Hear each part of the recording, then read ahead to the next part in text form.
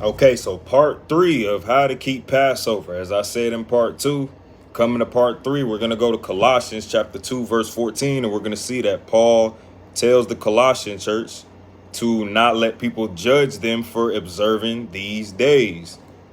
Okay, so Colossians chapter 2, verse 14 reads, blotting out the handwriting of ordinances that was against us, which was contrary to us, and took it out of the way, nailing it to the cross. Side note, this is not talking about the 10 commandments or any of the other commandments. This is talking about the animal sacrifices in the Levitical priesthood that Yahusha nailed to the cross, because he was the sin offering, he was the Passover lamb, and he is now the eternal high priest after the order of Melchizedek. So verse 15, and having spoiled principalities and powers, he made a show of them openly, triumphing over them in it.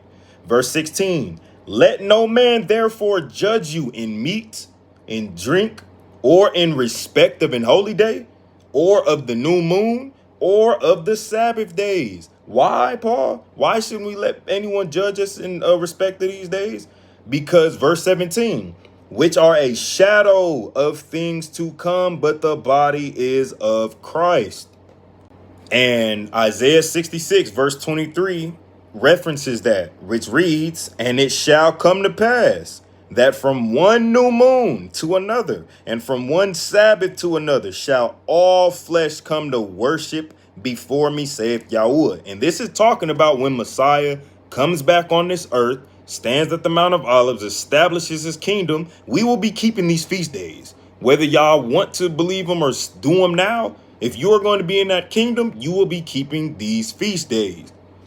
Okay, so why were these Sabbaths and why was the law given to us? We're going to go to Ezekiel chapter 20. So Ezekiel chapter 20 and verse 19 reads, I am Yahuwah, your God. Walk in my statutes and keep my judgments and do them, and hallow my Sabbaths or my Shabbats, as we read in Leviticus 23. And they shall be a sign between me and you, that ye may know that I am Yahuwah, your God. So with that being said, y'all, to know that you are worshiping the God of Abraham, Isaac, and Jacob correctly, these feast days he gave to us to worship him. And these are also shadows of things to come, because in the kingdom, when we're resurrected and we get these glorified bodies, these eternal bodies, we are going to be keep these feast days. So I pray this brought edification, and I pray y'all have a happy Passover, whoever y'all fellowship with. Shalom, peace.